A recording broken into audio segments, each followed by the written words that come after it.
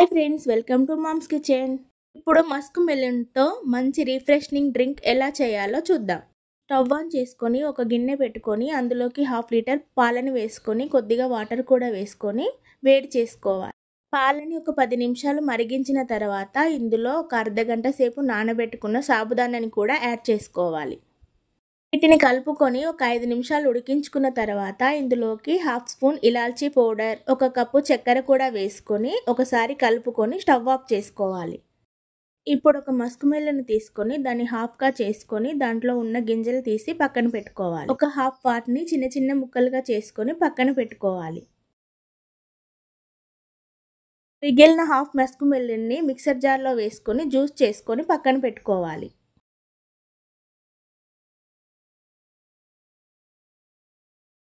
ముందుగా రెడీ చేసి పెట్టుకున్న పాలల్లోకి ఈ జ్యూస్ని యాడ్ చేసుకోవాలి.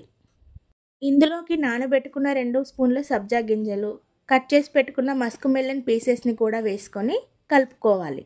ఎంతో tasty and healthy Ramzan special Musk melon milk shake is ready to serve. ఇది ఫ్రిడ్జ్లో పెట్టుకొని చల్లగా సర్వ్ చేసుకుంటే ఇంకా టేస్టీగా ఉంటుంది.